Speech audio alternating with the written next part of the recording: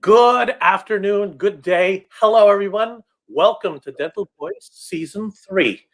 Excited because our guest is way cool. But before we get to that, the purpose of Dental Voice is to hear from clinicians, to hear from people in our industry and understand their perspectives, opinions, and get advice from them.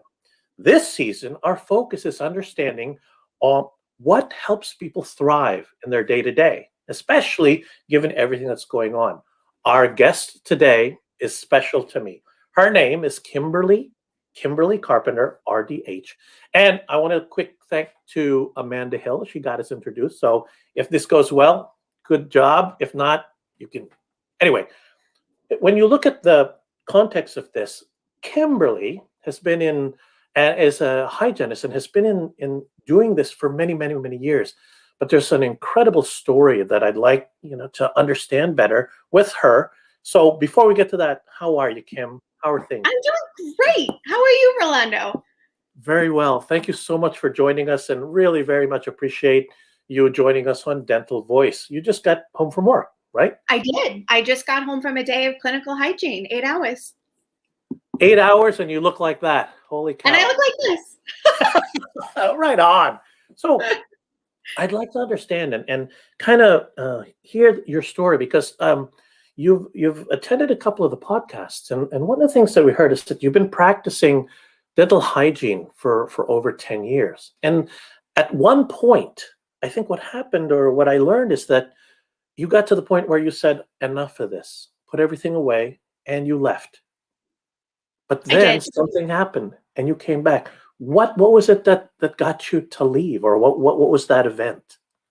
Yeah, so what got me to leave was essentially everything I'm not doing right now. So I was working 6 days a week for about 5 or 6 years when I first became a hygienist. And I was so burnt out. I wasn't doing a lot of the things I'm sure we'll dive into in a little bit, but I was bored. I was doing the same thing all day, every day. And it just, I was completely burnt out after working, 6 days a week for almost 6 years. And what did that do to you, and what toll did that have on you when that happened? Yeah, there was a huge physical strain. There was a huge mental strain. It's really difficult treating patients all day, every day. Like we're not therapists, but we're therapists, and it's a very taxing physical job to do, and it's emotional, it's mental, you have to use your brain a lot, and I was just using my brain in the wrong way, in a repetitive way that I've learned not to as I've grown as a clinician. So when you decided to, all right, I'm done with this, you went and did other things. What were some of the other things that you did? I did, yeah. So I worked for a teledentistry company. So we would go into different corporate offices with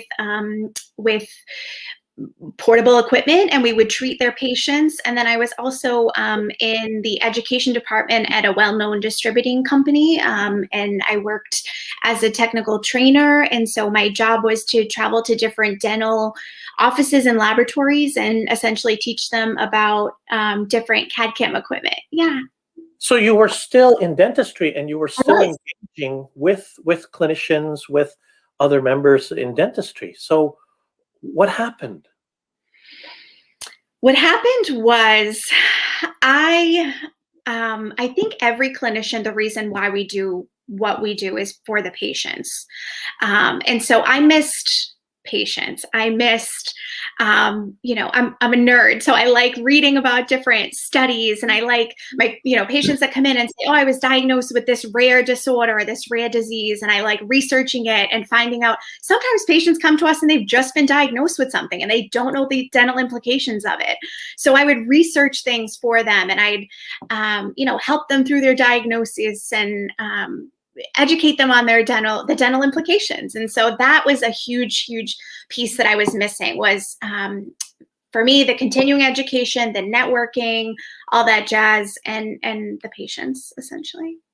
So even though you're interacting with clinicians, with other dental professionals, it was the patients that you kind of found like, wait a minute, I've got a place here that's kind of missing that. Yeah. Yeah, I mean, they're the reason why we do what we do, right? If we don't have patients, we don't have a job. We don't, I'd be bored all day long. I mean, I work with wonderful, wonderful coworkers, but we would just be looking at each other without our patients. So they're our bread and butter.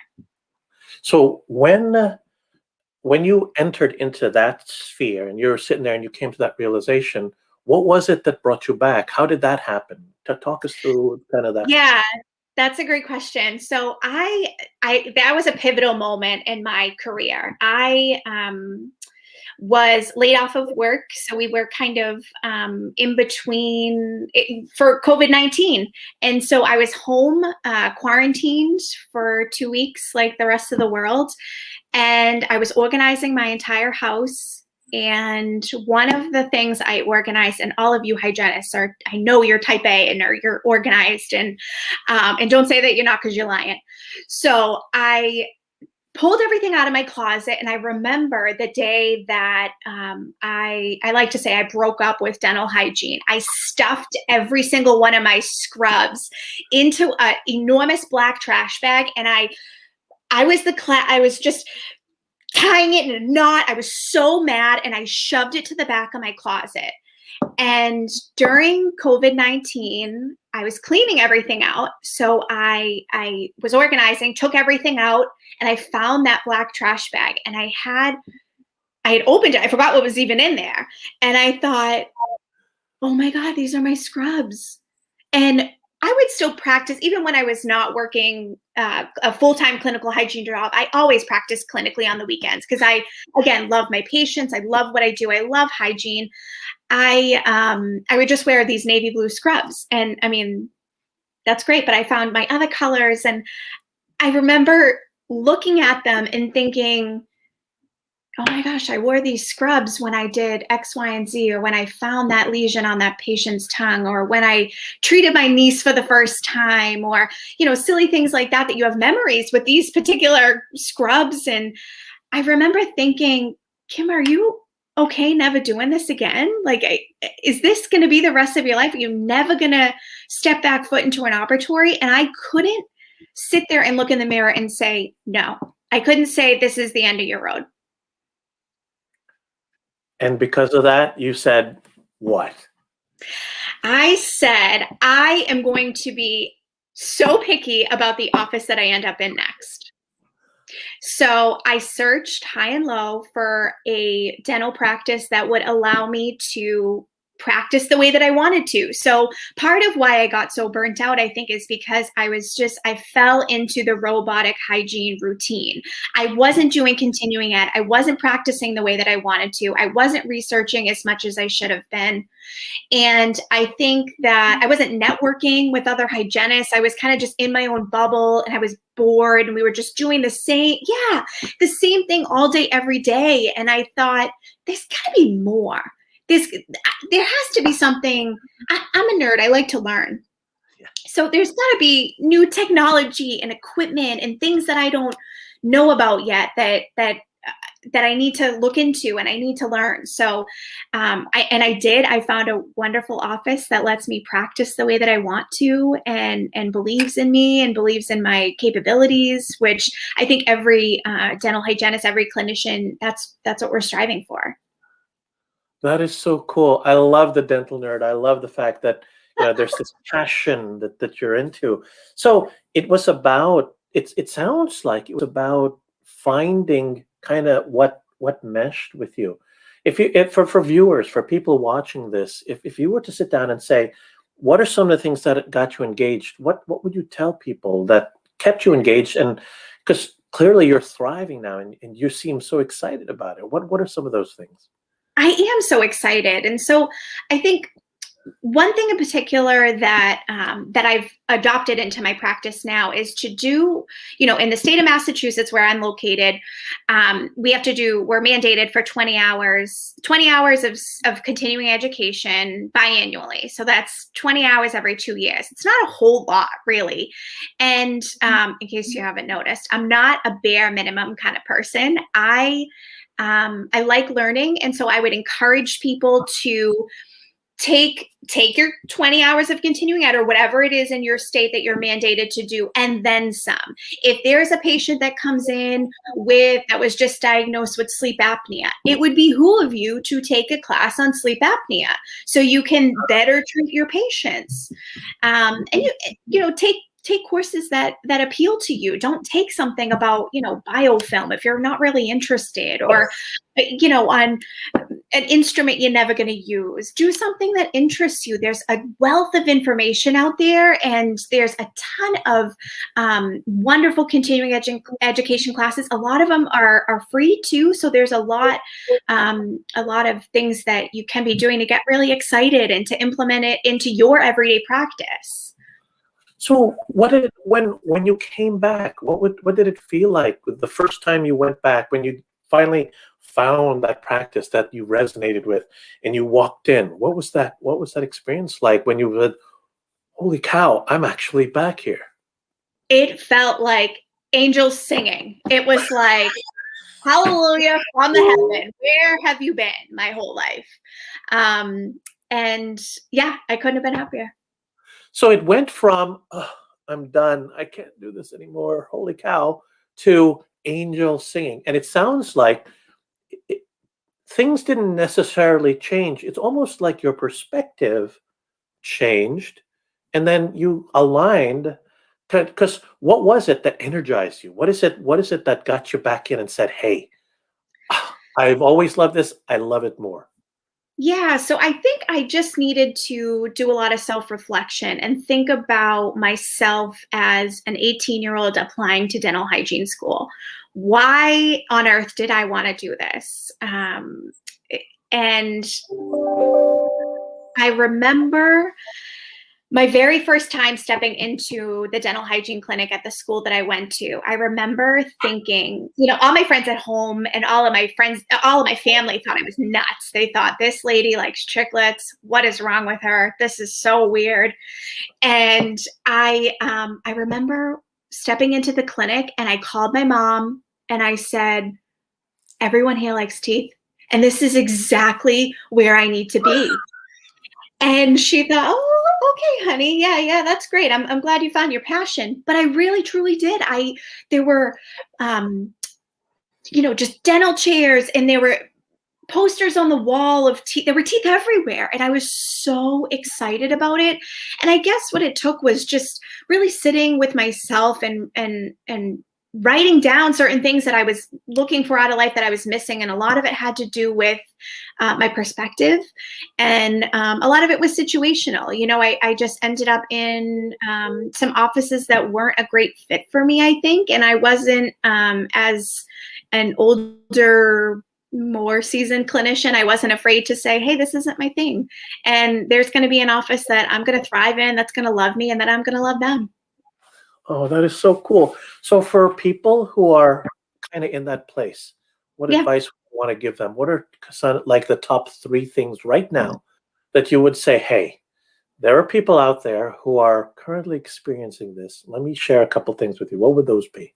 Yeah, I guess I would encourage you, like I just touched upon, I would encourage you to think back to when you were applying to dental hygiene school and to try to revitalize that why. Why are you doing this? Why do you want to be a hygienist?